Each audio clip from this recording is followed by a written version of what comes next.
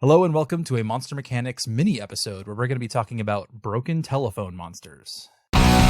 Now, I think we're going to have to explain the context on this one a little bit, right, Zach? Yeah, a lot of myths and legends about monsters came about by someone's first encounter with an unknown creature.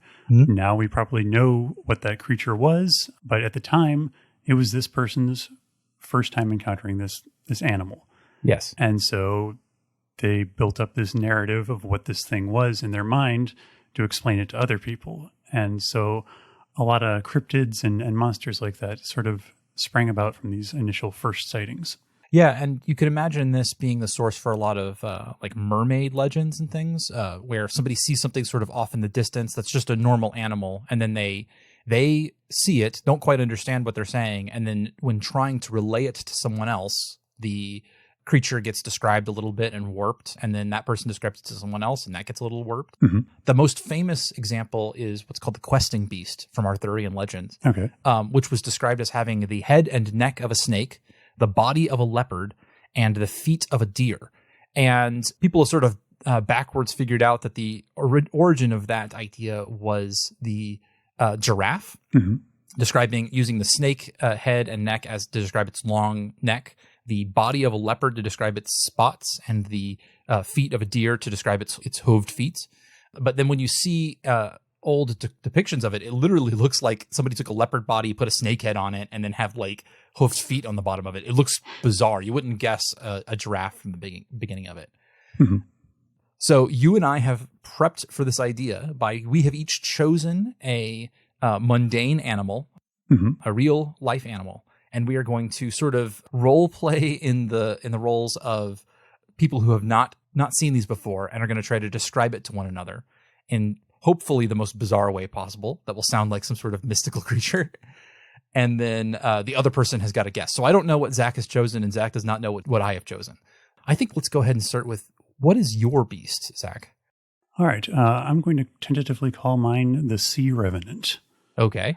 So to set the stage, I don't know, 200-300 years ago. Yeah, we're picturing sort of a bunch of sailors out in the sea, and they've been perhaps their armada or militia, something out in the sea, and they've been on the trail of this famous pirate. And this pirate has been what he's really famous for is decapitating his victims, tossing their heads into the ocean. Okay, so these sailors have been hot on the heels of this pirate for a long time. They finally catch up with him and overwhelm his ship. They've got the captain cornered on his ship, and in the moment, they've got him cornered at the prow of the ship or whatever, and then he dives overboard just in a last-ditch attempt to escape justice. And in doing so, plunges into the sea and immediately comes up screaming as these ghostly, disembodied heads begin floating around him in the ocean.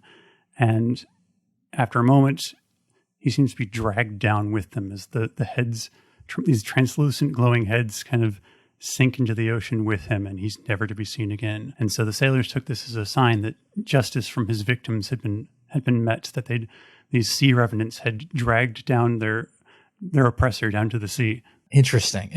Okay, I'm going to tell you mine, and then we're going to do the guessing at the end, I think. Alrighty. So I don't have a fancy name and or great story to go along with mine. I'm thinking the context is somebody from like an adventurer or traveler returning to their homeland, and they've come back to maybe like Africa or Australia or somewhere like that. Okay. And they're describing to their friends this creature that they'd had encounters with, and like about the size of a painted dog, like somewhere between a dog and a cat, and you can hear it laughing when they interact with one another.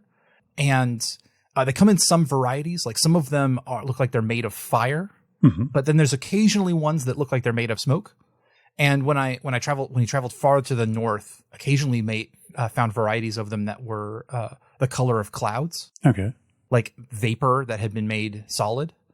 And I described their playful noises as laughing because it sounds so much like it. But they're alarm noise is just this god awful screech. It's this horrible like noise. Very bad.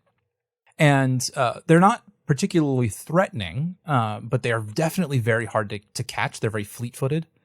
Okay, so that's my version of it. Okay, so yours were floating heads in the ocean. You said yes. Specifically ocean, right? Yes. Okay.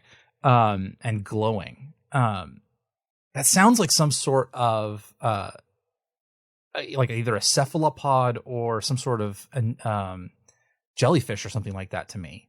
To sort of describe the globular nature like a head.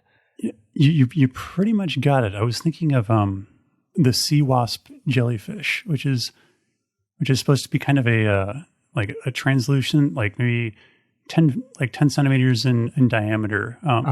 Oh yeah. And they're supposed to have a very lethal sting. Awesome. Cool. That's great. Yeah, that makes a great monster. We'll put a link to that in the show notes. All right. So what do you get? I bet you figured mine out. Mine's not hard. Okay. So I'm thinking hyena. No. I was okay. That was my one. That was me throwing. I'm not actually familiar with the size of a painted dog, so I might be. Yeah, I was trying to get. Okay, so mine was an exercise in decontextualizing. So the hint I will give you is that you are very familiar with this animal. Okay. It could be the color was described as being made of fire or smoke or cloud, and they are somewhere between a dog and a cat. Yeah. Would it help to say that they have a very big bushy tail? Yeah, fox. Yes, there you go. The common fox, Vulpus vulpus. Yep. Oh yeah. I was just like, oh, could I take something that everybody will know, and then like, could I describe it in a way that sounds really weird?